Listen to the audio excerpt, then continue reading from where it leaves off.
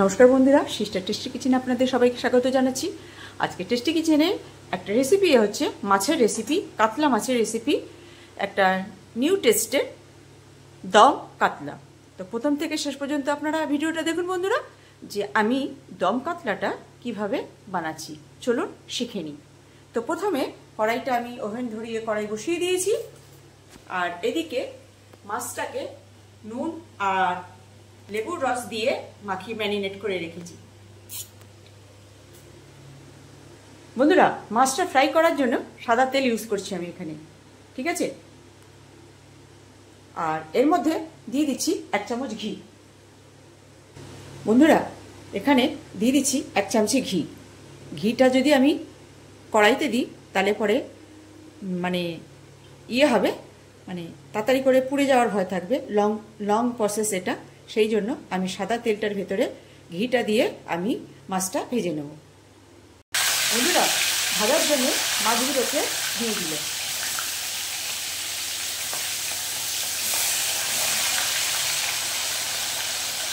এবার মাছটাকে একদম যেরকম করে ভাজে আর কি, বেশি কড়া না, বেশি নরমও না, মিডিয়াম সাইজে আমি মাছটাকে ভেজে নেব। বন্ধুরা, এখানে মাছটা ভাজা হয়ে গেছে, এবারে একে একে তেল ঝরিয়ে তুলে নেব। বন্ধুরা, এখানে আমার মাছ ভেজেছি, তেলটা গরমই আছে। এইবারে এর মধ্যে দেব গোটা জিরে ফোড়ন,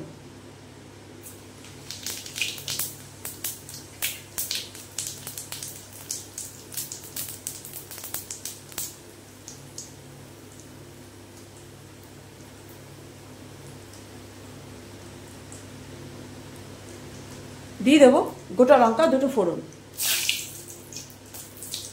দিয়ে দেবো তেজপাতা। প্রেশারটা একটু লো কর। এবার দিয়ে দেবো কুচিয়ে রাখা পেঁয়াজ।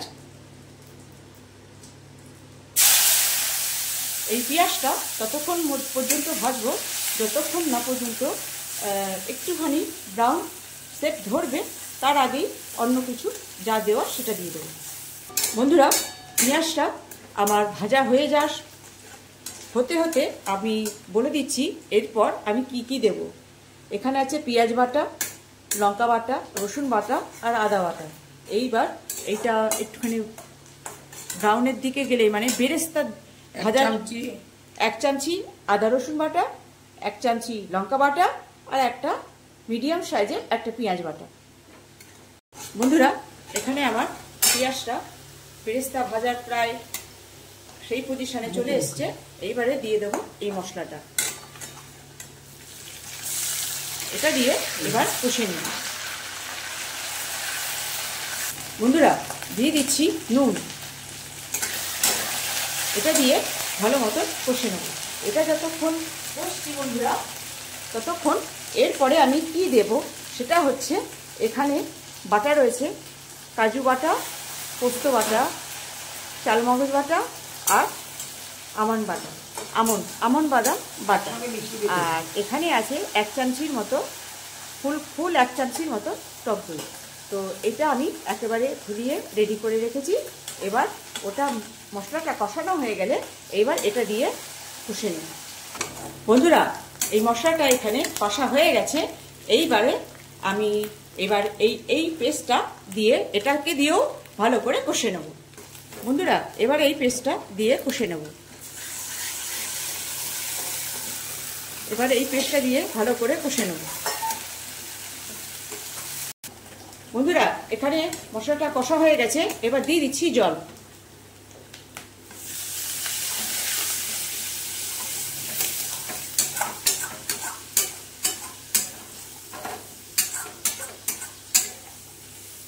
মশলাটা একটুখানি নিচে যেটা একটুখানি শক্তভাবে লেগে গেছিল, সেই জন্য জলটা এই জন্যই দিলাম, যাতে মশলাটা ছেড়ে যায়।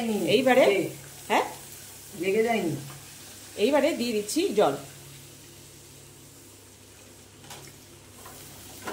একটু ফুট আসলেই ছেড়ে দেবো মাছগুলো। বন্ধুরা, জলে ফুট এসে গেছে, এবার ছেড়ে দিচ্ছি মাছগুলো।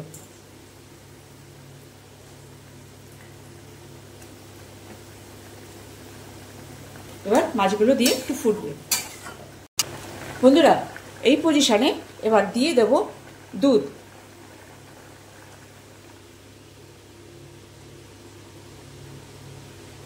দুধটা দিয়েও ভালো করে ফুটে যাবে। বন্ধুরা দিয়ে দিচ্ছি স্বাদ অনুযায়ী একটু চিনি। চিনি বন্ধুরা সবজিটাকে বা রেসিপিটাকে বা আপনারা যেটাই বলছেন, যেটাই রান্না করছেন, সেটার ব্যালেন্স ঠিক রাখে এবং একটু চিনির জন্য স্বাদটা ইয়ামি ইয়ামি হয়ে যায়। তো দিয়ে দিলাম একটু চিনি। বন্ধুরা এইবারে দিয়ে দিচ্ছি 1 চামচ রোজ ওয়াটার মানে গোলাপ জল। এটা দিয়ে একটু নাড়িয়ে দাও দিই। এটা দিয়ে এবারে নামিয়ে নেবো, গ্যাস করবো অফ, আর করে প্লেটিং দেখাচ্ছি যে কেমন হলো। বন্ধুরা এখানে গ্রেভিটা তেল ছেড়ে দিচ্ছে, এবার এটাকে নামিয়ে নেব।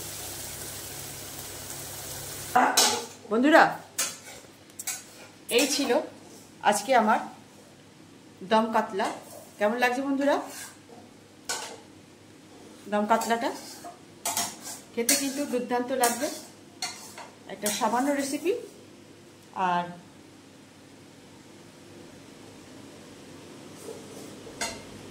একটা ভিন্ন স্বাদের একটা রেসিপি, যেটা গরমের মধ্যে শুধু কাতলা মাছ খেতে ভালো লাগে না। তো এইভাবে একবার বানিয়ে খাবেন বন্ধুরা, অসাধারণ লাগে। তো এই ছিল আজকে আমার দম কাতলা। কেমন লাগছে বন্ধুরা আমার বানানো রেসিপি দম কাতলা? ভালো লাগলে একটা লাইক শেয়ার দিয়ে দেবেন, আর পারলে সাবস্ক্রাইব করে নেবেন। আর আমার ফেসবুক থেকে দেখলে আমার পেজটাকে ফলো রাখবেন, তাহলেই হবে। আর আশা করি আপনারা সবাই আমার পাশে থাকবেন। তো বন্ধুরা এই ছিল সিস্টার টেস্টি কিচেনে আজকে দম কাতলা। রাখছি বন্ধুরা, আমার সামান্য রেসিপি আপনারা বানিয়ে খাবেন আর এনজয় করবেন। বাই।